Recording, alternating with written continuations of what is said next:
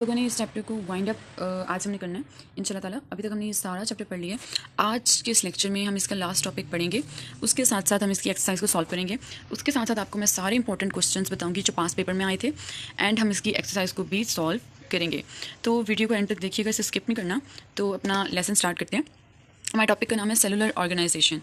ठीक है, cellular organisation नाम से पता चल रहा है कि सेल अब तक हम पढ़े थे बेसिक यूनिट ऑफ लाइफ है। ठीक है, फिर हमने टिश्यू लेवल देखा, फिर हमने आगे organ level, organ system level, ये सारे लेवल्स देखे। अब सेल ऑर्गेनाइज किस तरह से हुए थे, सेल अरेंज किस तरह से हुए हैं, उसकी ऑर्गेनाइजेशन को हमने पढ़ना है। उससे हम कहेंगे कि सेलुलर ऑर्गेनाइजेशन। जितने भी ऑर्गेनिजम्स होते हैं डिवाइड किया जाता है उनको 5 मेन ग्रुप्स में। पहला ग्रुप है प्रोकैरियोट्स का। ठीक है, ये वो वाले ऑर्गेनिजम्स होते हैं जिनके पास खास किस्म का सेल मौजूद नहीं होता।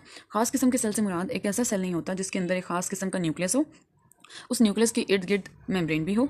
इसके पास बाकी ऑर्गेनल्स जो मौजूद होती हैं उनके इर्द गिर्द भी मेम्ब्रेन मौजूद नहीं होती।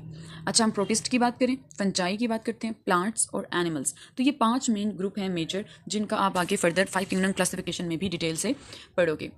अच्छा, सारे ऑर्गेनिज्म सेल से ही बने हुए होते हैं, यही सेल आपस में जुड़ते हैं और ऑर्गेनिज्म को बनाते हैं। 2 बेसिक टाइप सेल्स की होती हैं, जिसमें ऑर्गेनिजम्स जो हैं वो या तो प्रोकैरियोटिक सेल से बने हुए होते हैं या फिर यूकैरियोटिक सेल से बने होते हैं। अच्छा, इन दोनों में फ़र्क आपको जो है वो वाज़ह कर देते हैं। फ़र्क वाज़ह करते हैं। फ़र्क इस तरह से इसमें वाज़ह होगा कि आपके पास जो प्रोकैरियोटिक सेल है, फॉर एग्जांपल ये एक प्रोकैरियोटिक सेल है, इसमें क्या होता है कि आपके पास ना तो सही वाला न्यूक्लियस का मेम्ब्रेन होती है, ना ही जो ऑर्गेनेलिज मौजूद होती हैं उनके इर्द गिर्द कोई मेम्ब्रेन होती है। मेम्ब्रेन का मतलब ये बाउंड्री नहीं होती, वो चीज़ें ऐसे ही पूरे सेल के अंदर ऐसे फैली हुई होती हैं। और लेकिन जो यूकैरियोटिक होती हैं उसमें सेल बिल्कुल प्रॉपर होता है, उसके इर्द गिर्द मेम्ब्रेन भी होती है, उसकी जितनी ऑर्गेनेलिज होती हैं उन सबके इर्द गिर्द भी मेम्ब्रेन मौजूद होती है। तो सेल को समझने के लिए हम बेसिक सी एक छोटी सी डायग्राम आपको दिखाती हूँ। सेल बेसिकली ये है जिसकी हम कब से बात करें, cell cell cell cell. Cell का काम क्या है, आपकी ग्रोथ करवाना, ठीक है, आपके अंदर रिप्रोडक्शन करवाना और आपके मेटाबॉलिज्म में भी मदद देना। ये बेसिकली सेल है। सेल के अंदर ये वाला हिस्सा आपका न्यूक्लियस है। ठीक है, इसी की हम बात करें, ये न्यूक्लियस है। इसके इर्द गिर्द मेम्ब्रेन आपको दिखाई दे रही होगी, उसके इर्द गिर्द ये वाली सारी एक मेम्ब्रेन है। तो मेम्ब्रेन वाली ऑर्गेनेलीज जिसके अंदर मौजूद होती हैं उसे हम यूकैरियोट्स कहते हैं। अब जैसे ये है एक ऑर्गेनेली, ये ऑर्गेनेली है, ये ऑर्गेनेली है, ये सारी की सारी जो आपको प्यारी प्यारी नज़र आ रही हैं कुछ इस तरह की हैं, ये सब की सब क्या हैं, ऑर्गेनेलीज हैं। ये सेल के अंदर मौजूद होती हैं, हर एक ऑर्गेनेली, इसे माइटोकॉन्ड्रिया कहते हैं। ये वाला गोल्जी ऑपरेटस इस तरह करके यहाँ पे गोल्जी ऑपरेटस, ये एंडोप्लाज्मिक रेटिक्यूलम। तो ये वाली जो सारी ऑर्गेनेलीज हैं ये आपके सेल के अंदर मुख्तलिफ काम सरंजाम देती हैं। तो जिनके अंदर मेम्ब्रेन वाली ऑर्गेनेलीज मौजूद होती हैं सही वाली, उसे हम यूकैरियोट्स कहते हैं। यू का मतलब होता है ट्रू, यानी सही वाली जो है वो मेम्ब्रेन्स वाली ऑर्गेनेलीज मौजूद हैं। जिनके अंदर ये मेम्ब्रेन्स मौजूद नहीं होती उनके सेल के अंदर सारा का सारा मटेरियल इस तरह से फैला हुआ होता है, कोई खास उसमें पता नहीं चल रहा होता कि न्यूक्लियस कहाँ पे है, बाकी चीज़ें कहाँ पे हैं। उन्हें हम कहते हैं प्रोकैरियोट्स। ठीक है, प्रोकैरियोट का मतलब है कि आपके पास, प्रो का मतलब होता है बिफोर या पहले, कैरियोट का मतलब है कैरी ऑन यानी न्यूक्लियस, न्यूक्लियस से पहले वाले लोग। अच्छा, अब इसमें मज़ीद टाइप्स भी आती हैं, कुछ होते हैं यूनिसेलुलर, कुछ होते हैं मल्टी सेलुलर, कुछ होते हैं कॉलोनियल। वो क्या किस तरह से होते हैं उसको फर्दर हम डिटेल से मल्टी सेल्यूलर एंड यूनिसेल्यूलर का डिफरेंस आपको फर्दर समझाती हूँ। अभी हमने प्रोकैरियोटिक सेल और यूकैरियोटिक सेल का डिफरेंस देख लिया। अब जो सेल है ऑर्गेनाइज हुए होते हैं 3 तरह से और पूरी ऑर्गेनिज्म की बॉडीज बना लेते हैं। सेल्स यूनिसेल्यूलर भी हो सकते हैं, कॉलोनियल भी हो सकते हैं और मल्टी सेल्यूलर भी हो सकते हैं। ये ऑर्गेनाइजेशन जो है वो ऑर्गेनिज्म बनाता है and these organization are unicellular. अब वो कह रहा है कि ऑर्गेनिजम्स यही ऑर्गेनाइजेशन बनाता है, कुछ यूनिसेल्यूलर ऑर्गेनिजम्स बना लेती हैं, कुछ कॉलोनियल ऑर्गेनिजम्स और कुछ मल्टी सेल्यूलर ऑर्गेनिजम्स। यानी वो कह रहा है कि जिसके अंदर यूनिसेल्यूलर सेल होगा वो यूनिसेल्यूलर ऑर्गेनिज्म होगा, जिसके अंदर मल्टी सेल्यूलर सेल होगा वो मल्टी सेल्यूलर ऑर्गेनिज्म होगा। तो 3 ऑर्गेनिजम्स की भी हमने टाइप, सेल की भी 3 और ऑर्गेनिजम्स की भी अब 3 कैटेगरीज हमने देखनी है। सबसे पहले यूनिसेल्यूलर, नाम से पता चला यूनि मीन 1, यानी इनमें सिर्फ एक सेल होगा पूरे ऑर्गेनिज्म के अंदर, मतलब एक ही सेल पूरा ऑर्गेनिज्म है। ठीक है, उनकी लाइफ की जितनी भी एक्टिविटीज़ हो रही होंगी वो सिर्फ एक ही सेल करेगा, उसके अलावा कोई भी और जो है वो उसकी लाइफ की एक्टिविटीज़ में इन्वॉल्वमेंट नहीं करेगा, जस्ट एक सेल। एग्जाम्पल किसकी दे रहा है आपको, अमीबा की, पैरामीशियम, यूग्लिना, ये सारी इसकी कॉमन एग्जाम्पल्स हैं। ये बहुत इंपॉर्टेंट शॉर्ट क्वेश्चन है, ये लॉन्ग क्वेश्चन में भी आता होता है। अच्छा जी, अब हम इसकी डायग्राम ज़रा देख लेते हैं। अमीबा की हमने बात की, तो अमीबा कौन है, अमीबा ये वाला है, ये एक सेल है जस्ट। इसके अंदर आपको ऑर्गेनेलीज वैसी नज़र नहीं आ रही होंगी जिस तरह से ख़ास तरीके से नज़र नहीं आती। अच्छा, ये है आपका पैरामीशियम जिसकी आपने बात की, ये जस्ट एक सेल है, तो ये यूनिसेल्यूलर जो है वो ऑर्गेनिजम्स होंगे। अच्छा, ये है यूग्लिना, यूग्लिना भी 1 सेल से बना हुआ है, इसलिए इनको यूनिसेल्यूलर में रोल दिया है। अच्छा जी, कॉलोनियल टाइप, कॉलोनियल ऑर्गेनिजम्स, ये वो ऑर्गेनिजम्स होते हैं जिसमें क्या होता है कि सेलुलर ऑर्गेनाइजेशन जिसमें बहुत सारे यूनिसेलुलर ऑर्गेनिज्म मिल के रह रहे होते हैं, लेकिन उनमें डिवीजन ऑफ लेबर नहीं होती। डिवीजन ऑफ लेबर ये का मतलब है कि एक सेल ये रह रहा है, ये यूनिसेलुलर बन गया, लेकिन इसके साथ ये भी आ गया, इसने कहा मैं भी आ जाता हूँ, इसने कहा मैं भी बैठ जाता हूँ, इसने कहा मैं भी, ये सारे दोस्त मिलके रह रहे हैं एक ही एरिया में। अब ये अपना काम खुद करता है, इसका काम की जिम्मेदारी इसके ऊपर नहीं है। ये भी अपना काम खुद करता है, ये भी अपना काम खुद करता है, ये भी अपना काम खुद करता है, ये भी अपना काम खुद करता है, सिर्फ ये मिलके रहते हैं। तो वो ये कहना चाह रहा है कि इसके दरमियान जो है वो कोई भी डिवीजन ऑफ लेबर नहीं होती, ये आपस में काम बांटते नहीं हैं, बल्कि अपना अपना काम खुद करते हैं। जो यूनिसेलुलर ऑर्गेनिजम्स होते हैं कॉलोनी के अंदर, वो अपनी खुद की ज़िंदगी गुजारते हैं, वो दूसरों के ऊपर डिपेंड नहीं करते अपनी किसी भी रिक्वायरमेंट्स के लिए। इंपॉर्टेंट वाइटल होता है, अहम, अपनी किसी भी अहम ज़रूरियात के लिए दूसरों के ऊपर रिलाई या किसी के ऊपर डिपेंड नहीं करते। अब वॉल वॉक्स इसकी एग्जांपल आ जाती है। ये है वॉल वॉक्स, ये वॉल वॉक्स की पूरी कॉलोनी है। अगर आप यहाँ से देखें तो ये है वॉल वॉक्स आपका, ये वाला, ठीक है। ये वॉल वॉक्स है, इसमें कॉलोनी बनी हुई है किसकी, ढेर सारे सेल्स की, नज़र आ रहे हैं। अच्छा, वॉल वॉक्स एक ग्रीन एल्गा है, ठीक है, जो कि पानी के अंदर होता है और हमारे पास कॉलोनियल ऑर्गेनाइजेशन वो शो करवाता है। Hundreds of volvox cells जो है वो मेक अ कॉलोनी। वो कह रहे हैं कि सिर्फ ये जितने सेल नज़र आ रहे हैं वो नहीं होते, बल्कि 100 सेल्स, 100 से भी ज़्यादा सेल्स इसमें मौजूद होते हैं। अब नेक्स्ट टॉपिक आ जाता है मल्टी सेलुलर का।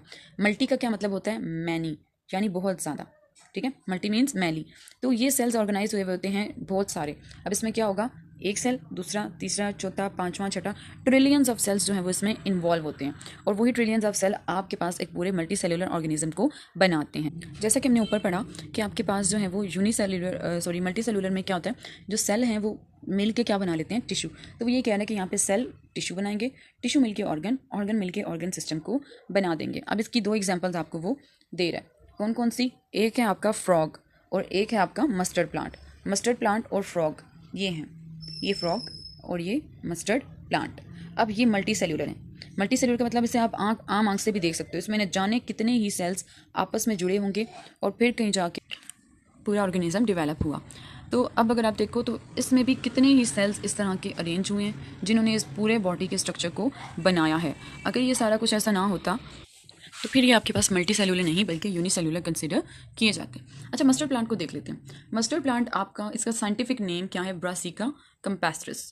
अच्छा, ये भी बहुत इंपॉर्टेंट शॉट है कि आपसे वो पूछ लेता है कि मस्टर्ड प्लांट का आप साइंटिफिक नेम बताएं। तो जब भी साइंटिफिक नेम लिखते हैं, इसको भी लिखने के कुछ तरीके होते हैं। वो तरीके क्या होते हैं, इसको हम ज़रा देख लेते हैं। अच्छा जी, जब साइंटिफिक नेम आपने लिखना है तो पहले आपने जो पहला वर्ड लिखना है, एक तो स्पेलिंग में गलती नहीं करनी, पहला वर्ड का पहला जो अल्फ़ाबेट होगा वो क्या होगा, कैपिटल, और जो दूसरा वर्ड लिखोगे उसका जो पहला अल्फ़ाबेट होगा वो स्मॉल, उसके सारे स्मॉल होंगे। मतलब एक वर्ड कैपिटल, उसके बाद सारे के सारे स्मॉल। दूसरी बात, जब आपने लिखना होता है साइंटिफिक नेम, तब आप नीचे लाइन ज़रूर लगाते हो, वरना आपका साइंटिफिक नेम कंप्लीट नहीं होता। तो आपने इस वाले के नीचे भी लाइन लगानी है, इस वाले के नीचे भी लाइन लगानी है। ऐसा नहीं करना कि इनको अलग से यूँ करके, नो, अलग अलग लाइन, इसकी लाइन अलग से होगी, इसकी लाइन नीचे अलग से होगी। अगर आप इस वे में लिखोगे तब आपका नाम ठीक होगा, अदरवाइज़ आपका नाम गलत कर दिया जाएगा।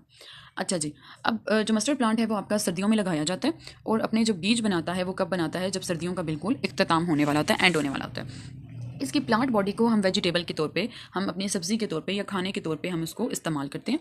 और इसके जो बीज होते हैं वो हमारे पास ऑयल निकालने के लिए, अब सरसों जो है वो आप अपना खाने में भी इस्तेमाल करते हो, उसके अलावा आप उसका सरसों का तेल जो है वो निकाल के उसे भी यूज़ कर लेते हो। जो ऑर्गन ऑफ बॉडी होते हैं वो डिवाइड किए जाते हैं दो ग्रुप्स में on the basis of their function. और कह रहा है काम के हिसाब से आप दो हिस्सों में पूरी बॉडी को तकसीम कर देते हो। रूट, स्टेम, ब्रांचेस, लीव्स, ये सारे वेजिटेटिव होते हैं जो कि आपके पास सेक्सुअल रिप्रोडक्शन में पार्ट नहीं लेते। अच्छा जी, कौन कौन सा था भला, इधर से डिफाइन कर लेते हैं। रूट थी, ये वाला हिस्सा, स्टेम, ये वाला हिस्सा। अच्छा जी, लीव्स भी उसने कहा कि वो आपके पास पार्ट नहीं लेती। अच्छा जी, तो ये वो एरियाज़ हैं जो आपके पास रिप्रोडक्शन में काम नहीं करते, ठीक है। उसके अलावा अगर हम बात करें फ्लावर की, तो ये आपके पास रिप्रोडक्शन में रोल प्ले करता होता है। तो इस बेसिस पे उसको दो जो है वो हिस्सों में तकसीम कर दिया गया है। अच्छा, फ्लावर भी करता है, ये रिप्रोडक्टिव पार्ट होता है प्लांट का, और आपके पास सेक्सुअल रिप्रोडक्शन करवाता है, और एंड पे क्या बना देता है, फ्रूट और सीड। यानी जो आपके पास फ्रूट्स आते हैं मज़े मज़े के, और जो सीड्स आप खाते हो वो सारे किसी न किसी फ्लावर से बन के आए होते हैं। तो है ना मज़े की बात। अच्छा जी, उसके बाद आ जाता है फ्रॉग। फ्रॉग की अगर बात करें तो इसका शॉर्ट क्वेश्चन भी इंपॉर्टेंट है, ये लॉन्ग में भी आ सकता है, और इसका साइंटिफिक नेम भी इंपॉर्टेंट है। राइना टाइग्रीना इसका नाम है। इसमें भी ऐसे होगा कि नीचे दोनों की आपने लाइन लगानी है, राना का आर बड़ा, टाइग्रीना के सारे अल्फ़ाबेट्स छोटे। ये भी मल्टी सेलुलर आपको ऑर्गेनाइजेशन दिखाता है। इसकी बॉडी ऑर्गन सिस्टम से बनी हुई होती है, और हर ऑर्गन सिस्टम में मुख्तलिफ ऑर्गन लगे हुए होते हैं। ऑर्गन सिस्टम आपने पढ़ा है ना, बहुत सारे ऑर्गन्स का मिलकर ऑर्गन सिस्टम बनाते हैं। अब इसके ऑर्गन्स कौन कौन से हो सकते हैं? इसके ऑर्गन्स जो हैं वो टिश्यू से बने हैं। टिश्यूज़ कैसे बने थे? हमने कहा था सेल, सेल से बने 2-4 सेल इकट्ठे हुए तो टिश्यू, टिश्यू से बनता है ऑर्गन, ऑर्गन से बनता है आपके पास ऑर्गन सिस्टम। तो इधर भी वो यही बताना चाह रहे हैं कि इसकी जो इंपॉर्टेंट टिश्यूज़ हैं वो कौन से हैं? एपिथेलियल, ग्लैंडुलर, मस्कुलर और नर्वस, 4 किस्म के उसने अहम टिश्यू इसके बता दिए। उसके अलावा कुछ ऑर्गन्स और ऑर्गन सिस्टम ऐसे हैं फ्रॉग के जो कि आगे फर्दर आपको प्रैक्टिकली वे में समझाया जाएगा। अच्छा जी, अब सबसे पहले हम बात कर लेते हैं इसकी एक्सरसाइज की, उसके बाद मैं आपको बताती हूँ इसके शॉर्ट कौन से इंपॉर्टेंट है, लॉन्ग कौन से इंपॉर्टेंट है, पेपर पॉइंट ऑफ व्यू से कितने मार्क्स का पेपर आएगा वो सारी डिटेल्स आपको बता देते हैं। अच्छा जी, सबसे पहला क्वेश्चन है कि आप ये जो स्ट्रक्चर दिया गया है इन सबको आपने क्या करना है, जैसे ये neuron, nervous system, electron, mass, इन सबको आपने अरेंज करना है। किस अरेंज से? मतलब पहले एटम आए, मतलब सब एटॉमिक पार्टिकल्स, फिर एटम आए, फिर आपके पास जो है वो सेल आए, फिर टिश्यूज़, फिर ऑर्गन सिस्टम, इस तरह से अरेंज करना है। अच्छा जी, तो नंबर 1 पे आपका आएगा इलेक्ट्रॉन, फिर आपका आएगा कार्बन, प्रोटीन्स, माइटोकॉन्ड्रिया। अच्छा, इलेक्ट्रॉन क्यों आएगा? क्योंकि वो एटम है, कार्बन भी एटम है, प्रोटीन एक मॉलिक्यूल है, माइटोकॉन्ड्रिया एक ऑर्गेनेली है। उसके अलावा न्यूरॉन्स जो हैं वो आपके पास सेल में आ जाते हैं। मैस ऑफ न्यूरॉन आपके पास टिश्यू के तौर पे काम करता है। ब्रेन आपका ऑर्गन है, नर्वस सिस्टम आपका सिस्टम है, ऑर्गन सिस्टम, और एंड पे मैन आएगा जो कि आपका पूरा ऑर्गेनिज्म है। ओके जी, नेक्स्ट क्वेश्चन आपका आता है कि आप बायोलॉजी को किस तरह से डिफाइन कर सकते हो। बायो की हमने टर्म पढ़ ली थी, इसकी डिफरेंट डिविजन्स भी पढ़ ली थी। उसके अलावा अगर हम देखें, नेक्स्ट भी हमने पढ़ लिया था क्वेश्चन कि आप किस तरह से जो है वो ब्रांचेस दिखा सकते हो इसके। उसके अलावा आपके पास आपने बताना है कि बायोलॉजी फिजिक्स के साथ कैसे रिलेट करती है, केमिस्ट्री के साथ, मैथमेटिक्स के साथ। उसके अलावा आपने बायो मॉलिक्यूल्स को अदर मॉलिक्यूल्स से किस तरह डिस्टिंग्विश कर सकते हो, इसमें आप दोनों की जो है वो डिफाइंस लिखोगे। अच्छा जी, माइक्रो मॉलिक्यूल्स हमने पढ़ा था जिनका लो मॉलिक्यूलर वेट होगा, और मैक्रो वो होंगे जिनका हायर मॉलिक्यूलर वेट होगा।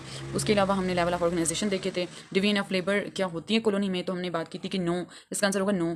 क्यों? क्योंकि वो अपना काम सारे खुद करते हैं, वो एक दूसरे के ऊपर डिपेंड नहीं करते। शॉर्ट क्वेश्चन ये सारे के सारे इंपॉर्टेंट हैं, ये सारी टर्म्स इसकी बहुत ज़्यादा इंपॉर्टेंट हैं। अच्छा, अगर हम शुरू से एक दफ़ा आ जाए ना, तो इसमें आपको बताऊं कि क्या क्या आ सकता है लॉन्ग और क्या क्या शॉर्ट आ सकते हैं। आपकी साइंस की डिफाइन, आपकी बायो की डिफाइन बहुत इंपॉर्टेंट है, ये तीनों डिफाइंस बहुत इंपॉर्टेंट हैं। अच्छा, पेपर में शॉर्ट भी आ जाता है, zoology बताएं, बॉटनी बताएं, माइक्रोबायोलॉजी बताएं।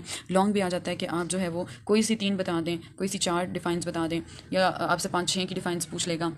ये सारी डिफाइंस इंतहा की इंपॉर्टेंट हैं।